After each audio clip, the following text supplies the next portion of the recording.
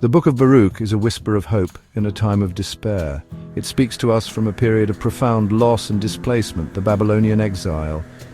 Imagine a people torn from their homeland, their faith shaken, their future uncertain. This is where we find Baruch, a scribe and confidant of the prophet Jeremiah, raising his voice in prayer and encouragement.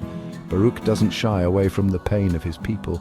He acknowledges their suffering, their confusion, but he doesn't let them wallow in despair. Instead, he offers a path forward, a way back to God and to hope. His message is timeless. He reminds us that even in the darkest of times, even when we feel lost and alone, hope is never extinguished. It flickers within us, waiting to be rekindled. The Babylonian exile was a pivotal moment in the history of the Israelites. It was a time of immense suffering and upheaval, a brutal severing from everything familiar and sacred. Their beloved city, Jerusalem, lay in ruins. Their temple, the dwelling place of God, was destroyed. They were strangers in a strange land, their faith tested as never before. It's in this context of loss and displacement that the Book of Baruch emerges. It's a poignant reminder of the human cost of war and conquest, but it's also a testament to the enduring power of faith. At the heart of Baruch's message is a call to repentance. He recognizes that the exile was not merely a political or military defeat. It was a spiritual crisis, a consequence of straying from God's path. The people had turned away from their covenant with God, embracing idolatry and injustice.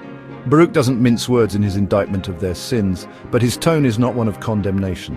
It's one of sorrowful understanding, of a loving parent urging a wayward child to return home. He guides the people in a heartfelt confession of sin, a plea for forgiveness and restoration.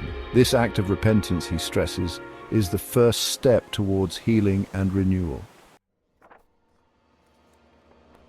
Throughout the Book of Baruch, wisdom is personified as a divine gift, a source of strength and guidance. Baruch reminds his people that even in their exile they are not alone. God's wisdom is always available to them, offering solace and direction. He emphasizes that true wisdom doesn't reside in worldly power or possessions. It's found in seeking God's will, in living a life of righteousness and compassion. This message resonates deeply in our own time, where material success often overshadows spiritual values. Baruch urges us to turn away from the fleeting distractions of the world and seek the enduring wisdom that comes from God. He reminds us that in God's presence we find clarity, purpose, and peace.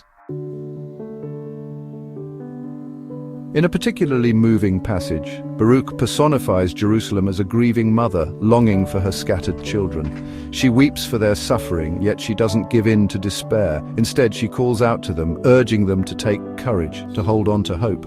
Baruch concludes with a prophetic vision of restoration. He describes a future where the exiled people return to their homeland, their city rebuilt, their relationship with God renewed. This vision isn't just a distant promise, it's a source of immediate comfort and strength, a reminder that even in the darkest of nights, dawn will eventually break.